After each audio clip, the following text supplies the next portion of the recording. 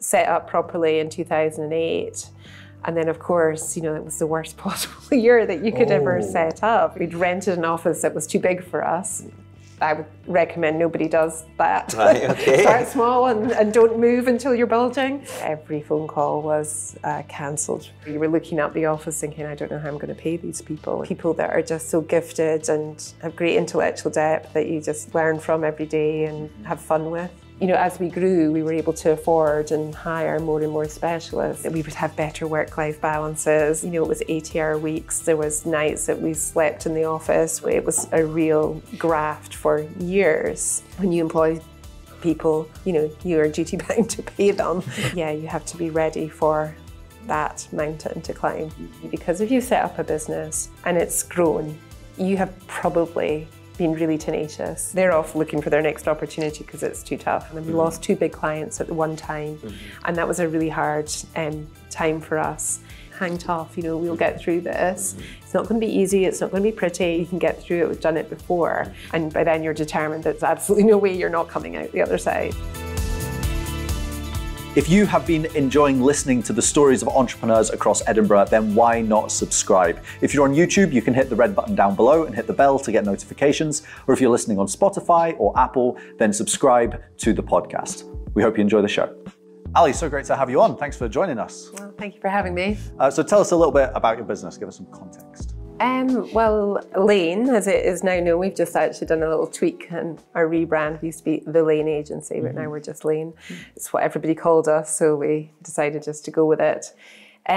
So Lane is now Lane Agency and Lane Media, 2 separate businesses, which I'm a shareholder in both. So Lane Media is a media strategy and buying and planning organisation. So there's 14 people in Lane Media and there's 22 people in Lane Agency, which is the creative arm of the business. So we have developers, designers, search and conversion rate optimization specialists and a great team of account people as well. So a real range of specialists within both sides of the business. People sometimes think we're a general agency because we're one of Edinburgh's larger agencies, but we're actually a collective of specialists. And where does the name come from? Well, the initial name, the Lane Agency, what's behind that? So it was actually inspired by somewhere a little bit like this. So previous to starting the Lane, I worked in the motor industry with John Martin, and he had set up his business in a lockup down a lane in Edinburgh. I think it was Saughton Lane, actually. And he had grown that to like 140 million turnover from being in a lockup in lane by just going the extra mile for people, doing things a little bit different, you know, like just surprising and delighting people. And that was his philosophy. And I was very much working with his son and gearing up to support his son when his son took over the business.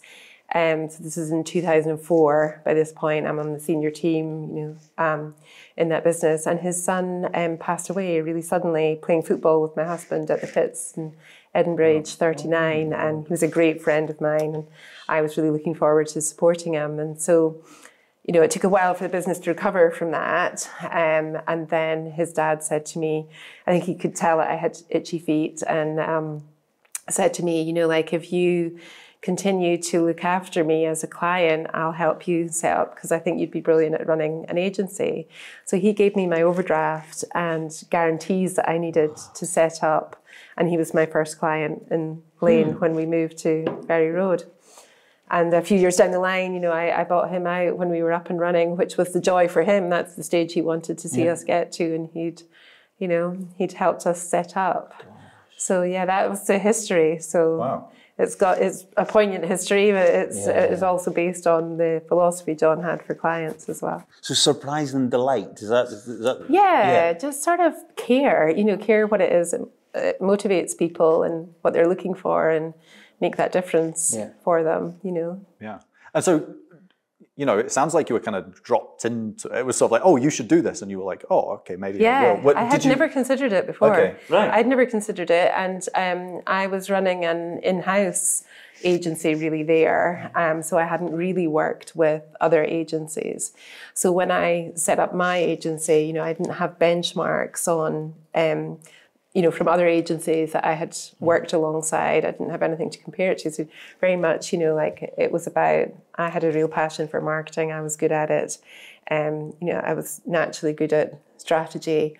And the clients that came to me had seen me work on the client side and wanted to be able to work with someone like that. So we started off with smaller businesses that maybe didn't have their own in-house teams.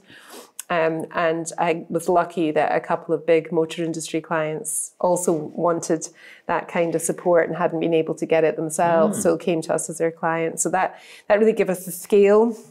So, we cut our teeth on a collection of sort of bigger retail clients and smaller, more entrepreneurial clients as well. So was it the motor industry then? Is that where you really started? That's where I started, yeah. And then that's where the Lane agency also kind of had a lot of clients initially? Yes, because we started as a subsidiary there, to see if it was going to fly, and then floated off as our own company in 2008. So I think operated as a subsidiary for maybe 18 months, and then, set up properly in 2008. And then, of course, it was the worst possible year that you could ever set up, because 6 months in, we've got our great big office that we were hoping to grow into. So we'd rented an office that was too big for us. I would recommend nobody does that. Right, okay. Start small and don't move until you're bulging. But we bought an office that we naively thought we would, grow it. We didn't buy it, we rented it. That we would grow into, and it was maybe 8 people in an office that would comfortably seat 40.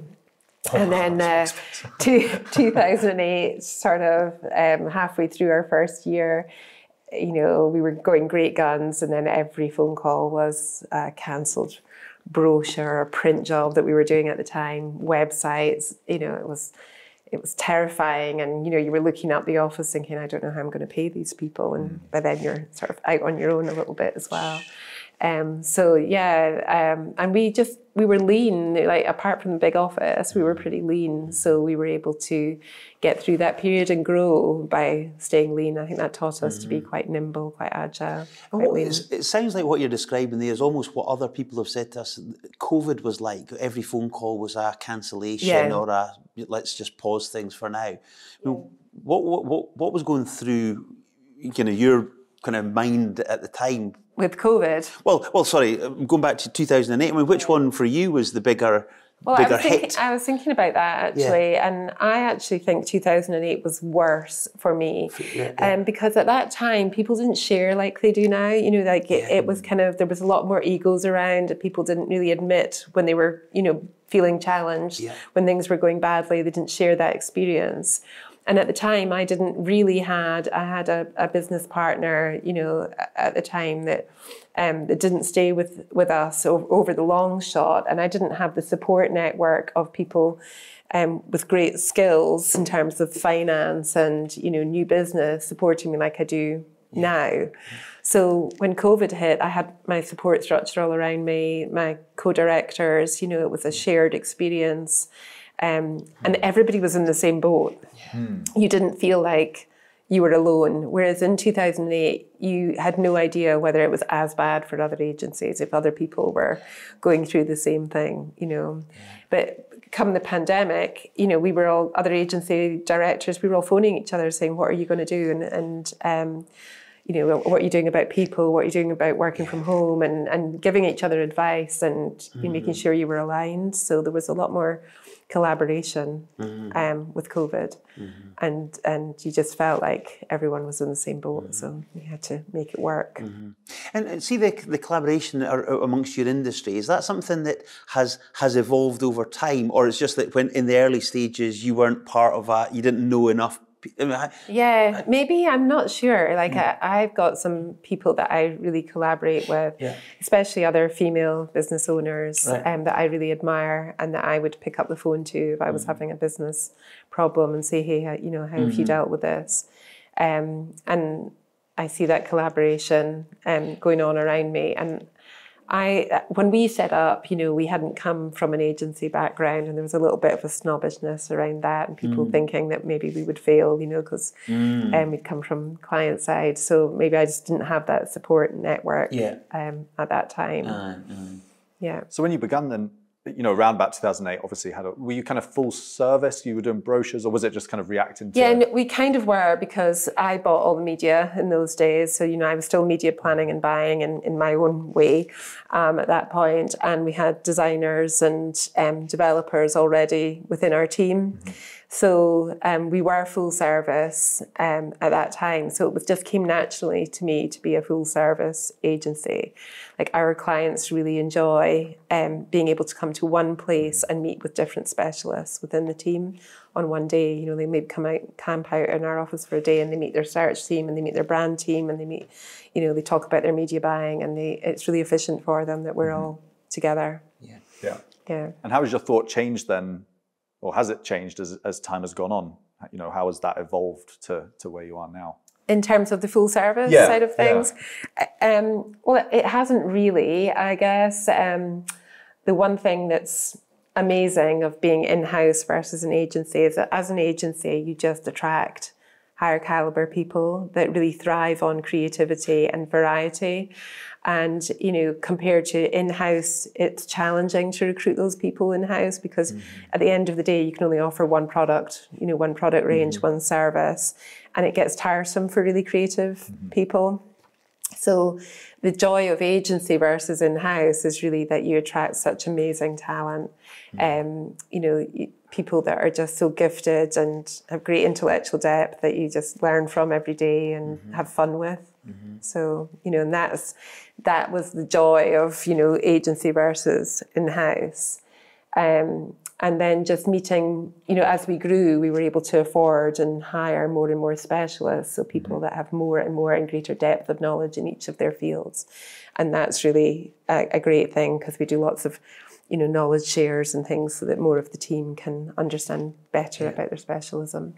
And what was the vision then, kind of, as you started? You know, were you clear in your mind as to what the business would look like? Kind of what? So you said 2008. So where are we now? 15 years later, did you know, are you living out your vision from back then? I guess I kind of am now. But at the time, you know, we had these ideas of that we would have better work-life balances, and that we would get more time with our kids. My kids were only like toddlers. My two girls were only 17 months apart. So they were toddlers when I started up the business. And, you know, it wasn't like that. You know, it was 80-hour weeks. There was nights that we slept in the office when we were working on pitches, and, you know, it was a real graft for years.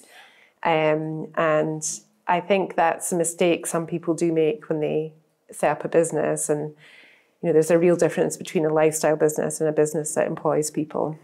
When you employ people, you know, you are duty bound to pay them, and you have to make enough money to pay them, and that's pressure, and there's no getting away from that. So yeah, you have to be ready for that mountain to climb.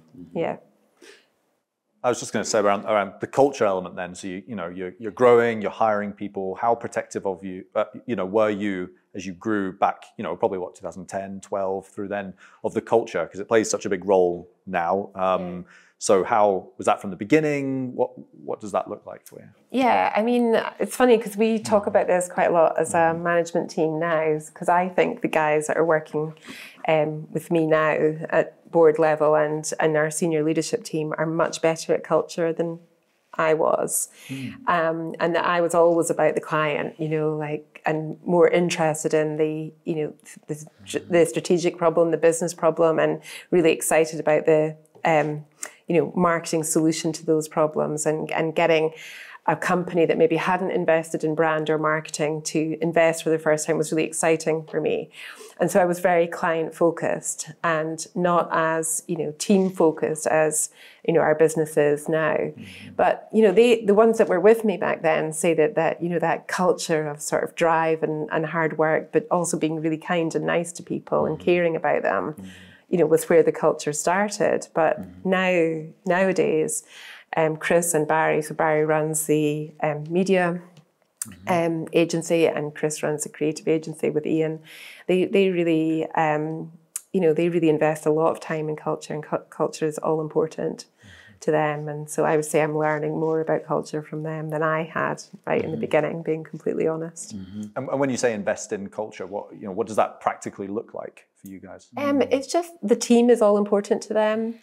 You know, back in the day in 2008, if you had a difficult client, you know, I would be about, you know, well, let's try and have a conversation about the difficulties, but at the end of the day, they're the client, you know. And nowadays, it's more about, you know, like if you were to have a really difficult or challenging client who was being, you know, who was bullying your team or something like that, we just wouldn't put up with that these days. And back in the day, you did kind of put up with it. And you were trying to grow your business, and you maybe put up with some things and some behaviours that you wouldn't now because you're protecting your team, and just because culture has changed in that period of time as well. So, you know, we're very strict about how we're treated. We want to collaborate and to be more effective and help businesses be more effective, and we don't tolerate, you know, any bad behaviours. And we don't really encounter that many bad behaviours these days either, to be honest. There are, back in the day, there was maybe more. And just out of interest, how and when might you position almost your expectations of a client then? Because that's you know, that's you know, you guys have got a lot of experience in customer management. So how do you do that? Well, funnily enough, we're doing a big piece of work on that right now. We're working on our own brand manifesto and our own code of ethics. So we have our own code of ethics now that when we bring on a client, we run through with the client, and it's ethics of how we treat people and how we expect to be treated and how we want to work together, and sort of we agree that with the client from the beginning. So that's really on the onboarding process now. And we're quite public about it, about how we behave with each other as well.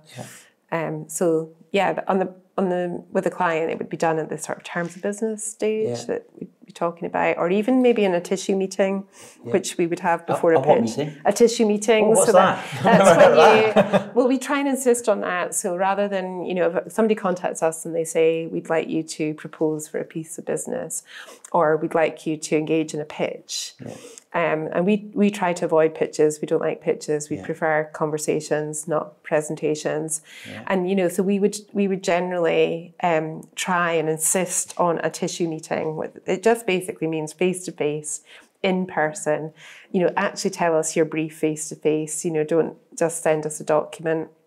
Let us really dig around it and understand what the business problem is. So why tissue though? I think it comes from pressing palms, you know, actually touching each other in the old days. You know, they were called tissue meetings. But somebody might say something different. I've just been brought up calling them tissue meetings, but I actually don't know why. Wow. So I'm assuming it's from touching tissue, but it might not be. Oh, right, okay. That's good. Yeah, we have a slouch meeting, which we call on Mondays, where it's like a team meeting, and it's because we used to go sit on sofas and we used to slouch about. So we refer to our slouch meeting, and people are like, "What's a slouch meeting?" It's like, oh, it's just a team meeting, but we just call it slouch. Relaxed style. It's just like funny. It's like now we all sit in proper chairs and have proper discussions, but it's kind of the same. It's like one of those funny phrases.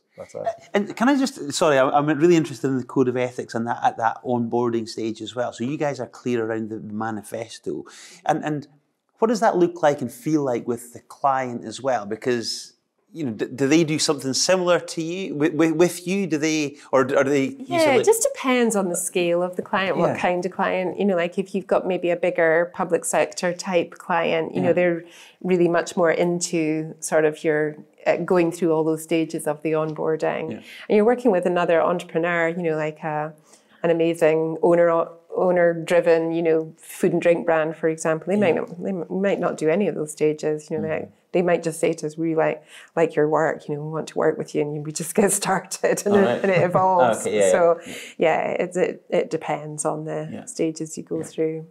And at what point kind of did you? I mean, I'm obviously selfishly asking this as an agency as well, but I'm intrigued around that. Like, how did that develop? Because at the beginning, you were working with quite large clients, you know, from the off.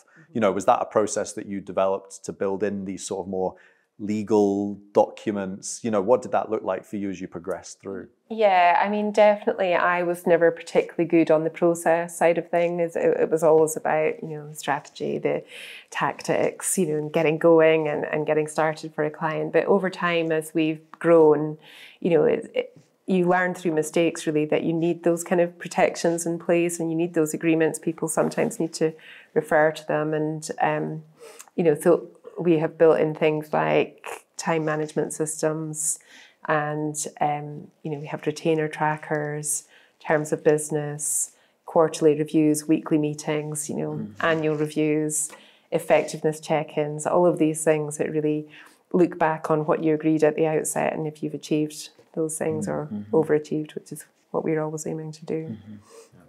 And as you look back, Ali, because over the 15 years or so that you've had Lane, what are the kind of the key stages? You know, are there no like almost identifiable stages that you can almost kind of?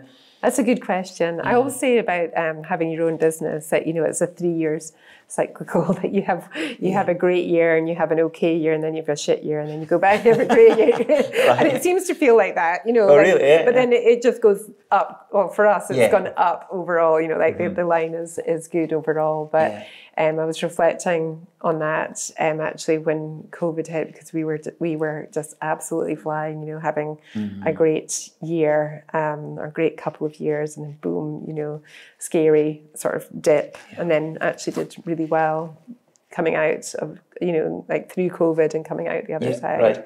And more in the creative side, it was much more challenging in the media side and during COVID, because obviously people just turned off the tap with their advertising spend. So I think it's cyclical. I think the real step change comes when you grow to a size where you can afford to have people doing the jobs that you're not so good at, you know, doing the stuff that doesn't give you joy.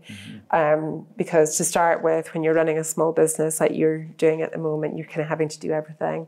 And you're having to do things that you're really good at and the reason that you got into what you're doing, but you're having to do things that you really don't enjoy as well. And so it does get easier as you scale because there are more people to do what they're best at.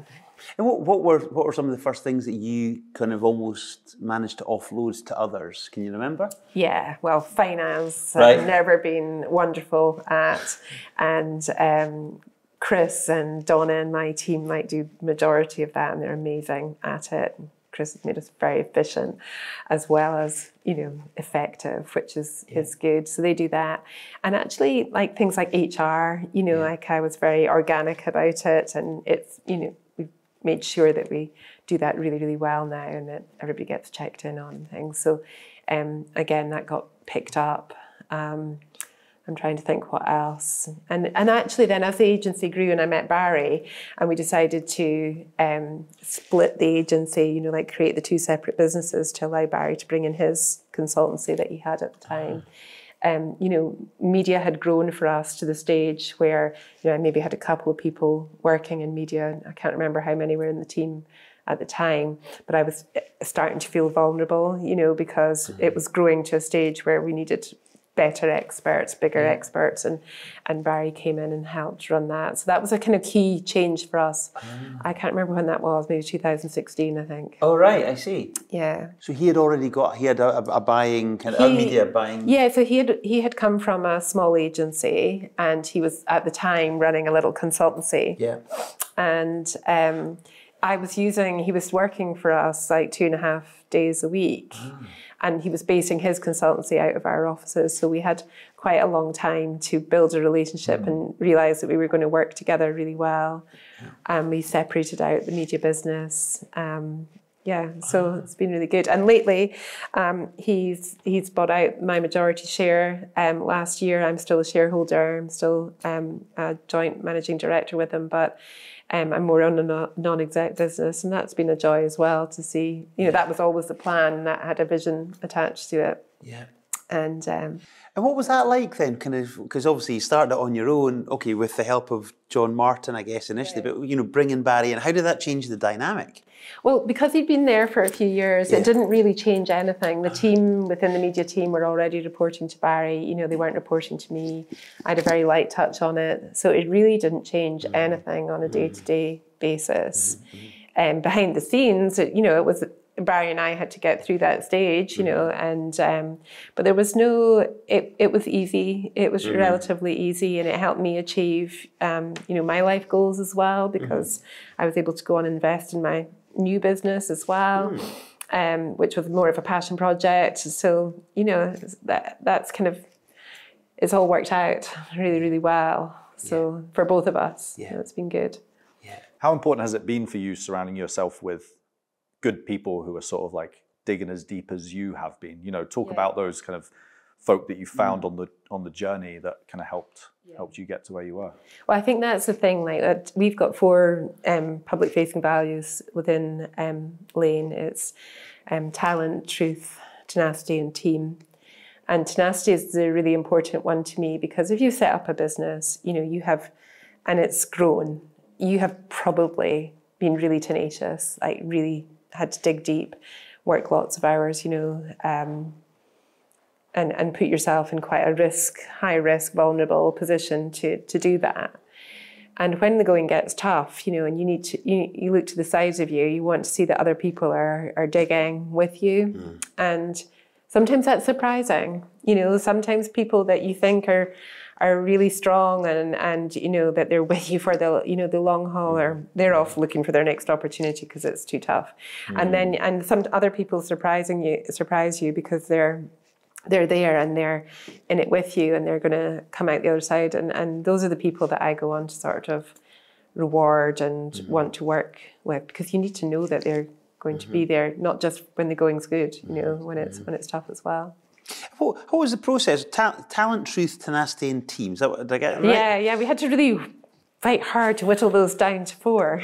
Right, and all had to start with T. Well, we kind of reverse engineered that. But the process of getting to that, then, kind of how did that kind of work then? Well, this is something that we do with clients. So we help clients establish the sort of unlock the DNA of their brand. You know, we run a brand strategy process, and part of that is our brand workshop. And we just did it for ourselves. You know, we took ourselves through the same process. So the full team, you know, in a room, going through values, personality traits, substantiators, you know, trying to get to the essence, you know, and trying to, you know, really distill what your brand is all about. And these 4 values really were values that we felt when we were recruiting that everybody had to sort of be able to demonstrate those values.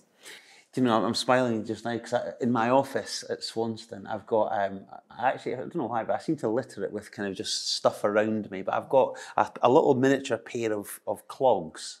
And they're there to represent the cobbler's shoes. Yes. You know the story of the cobbler's shoes. And I quite like, well, I really like this idea of being a role model and almost being congruent with what you do for others. Do it for yourself. Yeah. And just what you're describing there, putting yourself through your own process, I think is like what every business should do, but maybe doesn't. And you know, we were no different. Like we really didn't invest that time for quite a long time.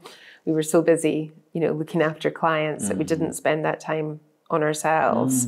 And still, like now, we're just, you know, finalising our brand manifesto, you know, finalising a new essence and getting to the spot where we've got a showcase for ourselves that we can share with clients to show them this is the ideal journey. You know, you can do only parts of that if you only want to do parts of it, but this is the ideal journey. So, yeah, that's how we got to that. Yeah. And what about, sorry, were you going to... We always do this, don't we? You said that kind of all of the developments that you've had so far led you to be able to kind of take the step back and also look at the passion project as well. Do you want to say anything about that? Well, yeah. I mean, we're sort of at a stage where, like, my succession plan with Barry is kind of already in motion. You know, like that's gone really, really well. And Barry's like 42 or something like that, and you know, he's been on this path for a while. And then in Lane, I've got a team of sort of 2 younger directors, Chris and Ian, who I very much hope will go on to run the agency in the future. So we're in the very early stages of succession planning on that side of the business. Like, what will that look like? It's the bigger of the 2 businesses, so it's a bigger challenge. And we're just exploring, you know, what is the best succession plan? How long is it? Is it 10 years? Is it 5 years? Is it 7 years? You know, like what does it look like? And what does my role look like during that time? What does their roles look like? And have we got everyone we need? Do we maybe need 1 more person or 2 more people at that level to, you know, to complete the picture? So, because you're not really looking for, when you're replacing somebody that's set up a business, you know, they tend to not, like, they're not an accountant or a lawyer, you know, like they've got a mix or a blend of skills and cultural traits and personality traits that are difficult to replace. So it's all, people are all important to make sure you've got the right mix. So we're working on that at the moment, and it's good to be doing that with the guys, and we're quite open about, you know, that we're working on that at the moment. And certainly since COVID, I've been able to, I only go in 3 days a week generally. I go in when I'm needed, but I go in 3 days a week generally. And I've been able to take that back step, and I've invested in an equestrian and holiday let business. You know, horses have been really important to our family in latter years, were really important to my daughter when she was unwell. And so that's my sort of happy place. If things are difficult or challenging, or if a deal's fallen through, or there's been some kind of disappointment, that's a place I go, and I might arrive a little bit, you know, like, and I always leave and I'm chill. I might be dirty, tired, dirty but chill. but I'm generally chill when I leave there. Nice. So it's really been important. And I'm an outdoor person. I like to be outdoors, and horses, you know, force you to be outdoors, even in the depths of winter. So it's, you know, I find that's good for the soul. Sorry, go on, your turn. No, I was going to say, I was going to ask about the kind of the journey through in terms of your ambition to grow and to build something to the size it is now. And, you know, was there a step where you were like, okay, I want to get to 30 and then I'll not retire, but, you know, step back and start, you know, what was that like? Did you have 30 or 30 people? Yeah, well, 30. Yeah, 30 people, or, you know, what did that look like for you? Yeah, well, I never wanted to have 30 people. So, you know, like, that just shows you that maybe that wasn't the plan. But like, I used to think our sweet spot would be around about 22, 25 people. But marketing has really changed, and, you know, the specialist nature of marketing and the channels and the skills that are required have really meant that in order to provide the holistic service that we want to provide, we've needed, you know, specialists of different kind. And then when you get those specialists and they're really good at what they do, you want to bring young people through underneath them to do more of that and to learn about that skill. And so just naturally, you organically grow. So at the moment, you know, every desk is more or less filled, and we're still in Ferry Road, and, you know, we're in a different suite and sort of on the ground floor, that we've just done all up in our sort of new brand, and, you know, playing into our culture and the things that we like to do. But yeah, I hope we don't burst at the seams in there, you know. And if we do, well, there's places to move and grow to, but yeah. And one of the things you said earlier on about the kind of the benefits of in agency as opposed to in-house is that you've got the variety of clients. Of work, And so again, are there any clients that you've particularly enjoyed, or projects that you've done that you think, yeah, that was just brilliant, that we might know about? Yeah, I mean, I think there's a real variety. So I think motor industry was never a client that other agencies wanted, because at the time, you know, it's retail, it's fast, it's quick turnaround of ads, and, you know, we cut our teeth creating press ads, you know, that you had deadlines, and, you know, they were sending in content for their ads way after the deadline you were supposed to have sent it. There was newspapers shouting at you that they needed to go to press, and you still hadn't sent your ads in, and they were waiting because they were for big clients, you know. So we cut our teeth on that, and we became really nimble and fast and strategic, but good at tactical work as well. So I think that was a good foundation for the agency. But we then went on to, you know, to work more in brand and in digital as well, and we became really strong in digital. Sorry, I forgot the actual question there now. No, it was kind of what clients or projects, clients, you know, again, that people might even have seen. Peter Vardy and John Martin, so that at the start were our big clients. And then we won Nick Nairn actually for his cook school. And that was when we started to get involved in food and drink and become a little bit known in that space. All right. And we then won Graham's Family Dairy, and that was a brilliant client for us. For, you know, like, we did quite a lot of award-winning, high-profile work for them. And then we went into Border Biscuits, and again working with owner, you know, managed businesses, and since have worked with Nairns now for the last few years. And that's a real joy for me. Like, I particularly enjoy food and drink. I really enjoy the clients. I enjoy owner managed businesses. Simon Howie is another one, where, you know, the boards are really easy to talk to. I find that owner managed businesses are able to make faster decisions, more nimble decisions, and be a little bit more flexible about investing in their brand. But we've also lately, the last few years, been working with Scottish SPCA. They're a wonderful brand to work with, very different from a food and drink client. You know, like, they're a charity, it's completely different. But we are a specialist in effectiveness, so it's all important to convert people to donation, like it is to sell a car or to, you know, increase your milk or your biscuit sales. You know, so. A lot of the same learnings can be applied across those, but albeit that you've got specialists that are maybe particularly good at food and drink or particularly good in charity sector. So yeah, we've got. There's been some great clients, you know, that have told us great stories across the years. We've got one that isn't particularly glamorous, you know, Pallets, Scott Pallets. It's a really big pallet company, was family owned, just recently sold.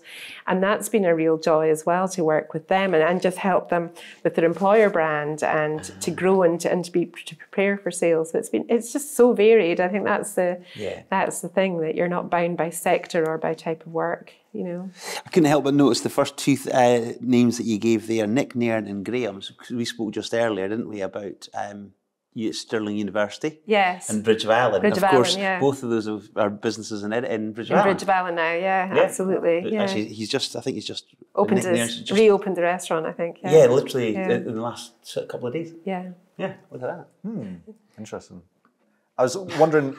Well, I just don't know anything about Bridge of Allen. It's all happening in Bridge of Allen. Yeah, it is apparently. I'll take you there one day. Tim Cocking, who we had on as well. Tim, yeah, they have Brightcare, have a Brightcare office there, so it's a place to be apparently. It is. That's where I'm from. It is.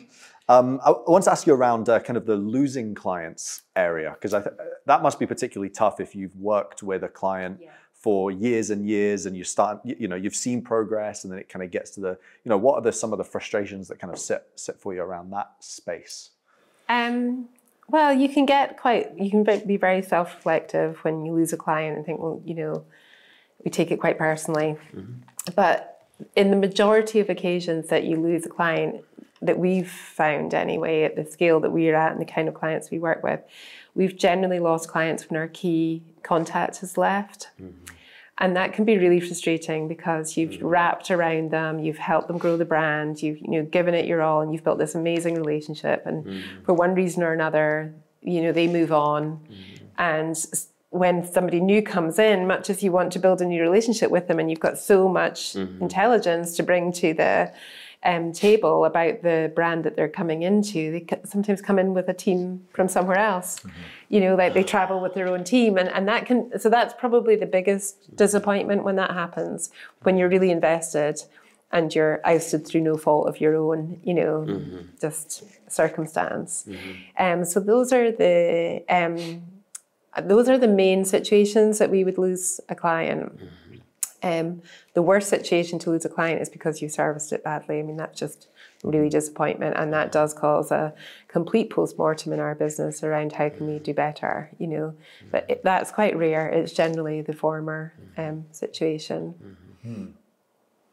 Yeah, I think it's just interesting, isn't it? Because I think it can feel like a life cycle, right? It's like you get to the point sometimes where you're like, sometimes people are just ready to be like, well, I just want to try something new. Yeah. And like, and you can't stop them from doing that. It's just like, well, okay. It's like, well, you know, it's just interesting as people's focuses like switch and change. I guess having a broad ability to serve, you can be like, oh, you want to, let's go over it. You know, like I guess the size of clients you're working with are slightly different in that sense. There's sometimes pressure on them, you know, to, like, you get the best work from an agency when you get close to an agency, when you really collaborate, when they understand, you know, what your business needs and what your own pressures are. If you're a marketing director or a marketing manager, you know, the best agency will understand what your pressures are from your board, what the board are looking for, you know, what the objectives are, and will help you look amazing by doing great work for you and helping you achieve those objectives.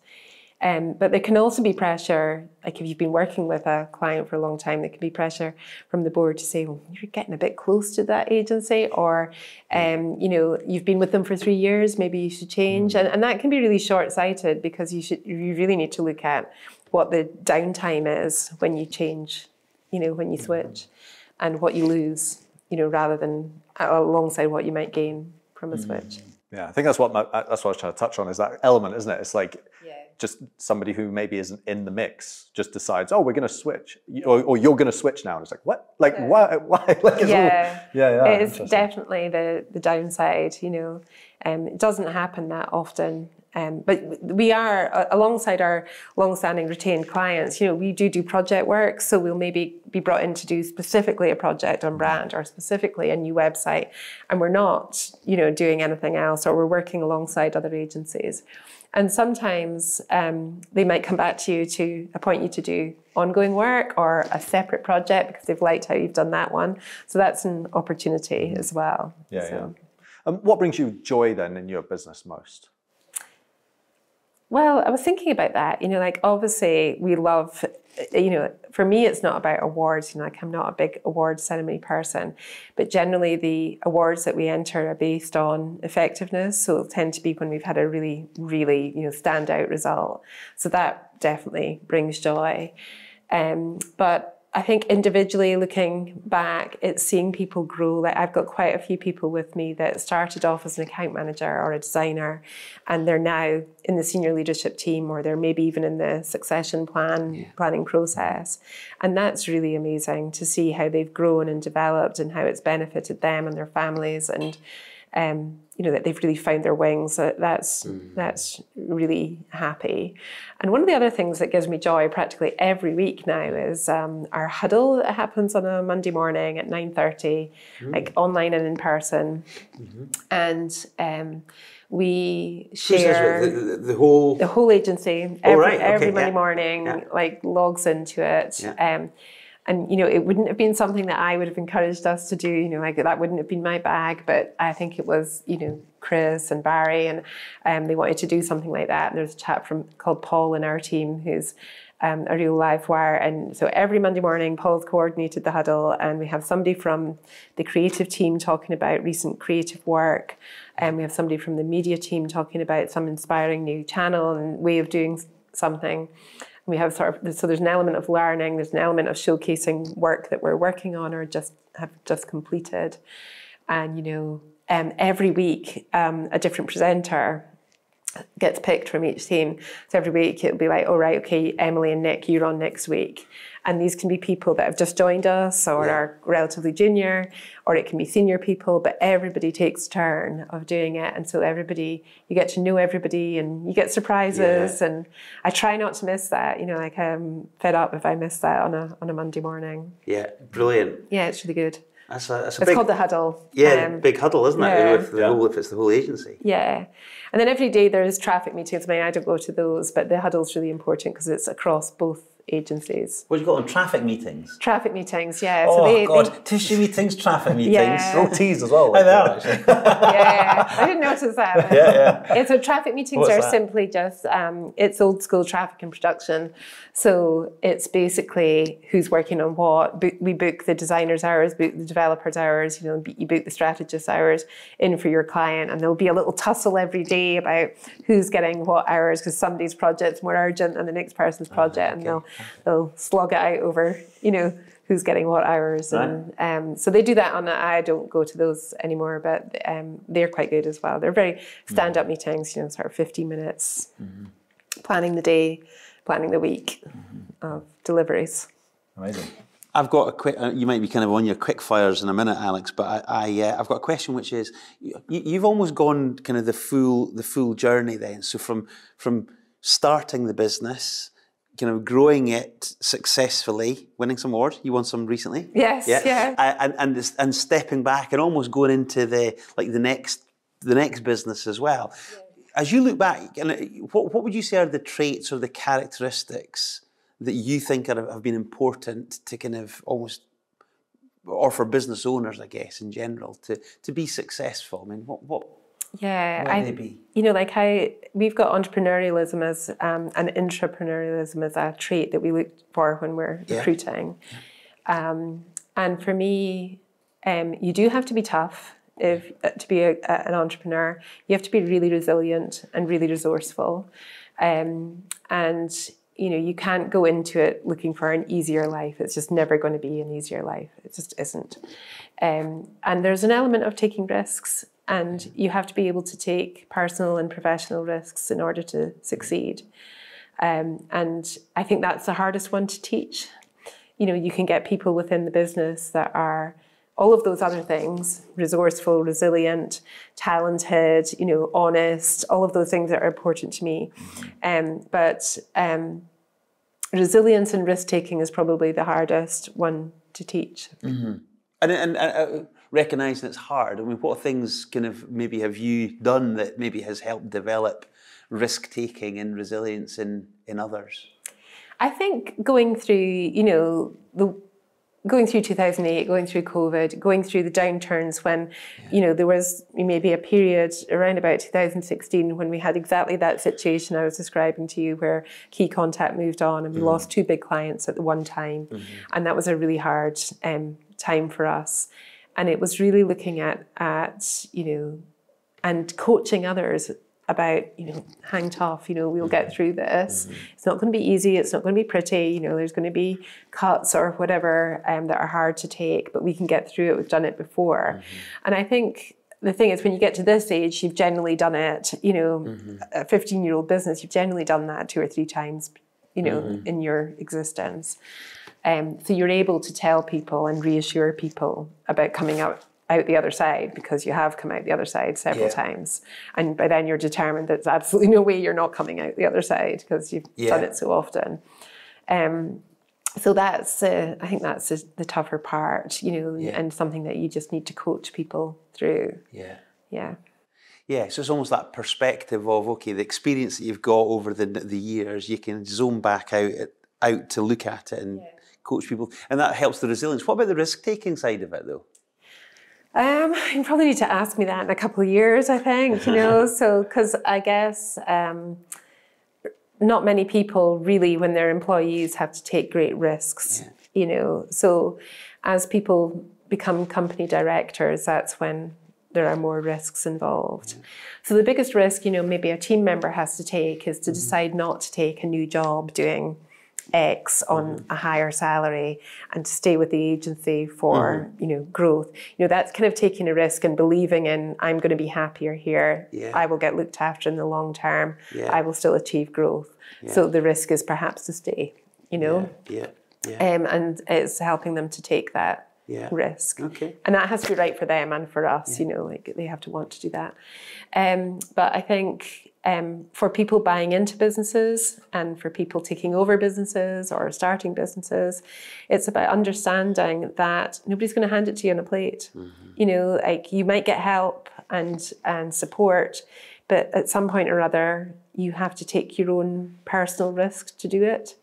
You know, it's not going to be just really easy. And that was something that John Martin taught me back right at the beginning, that we had to put in our own money.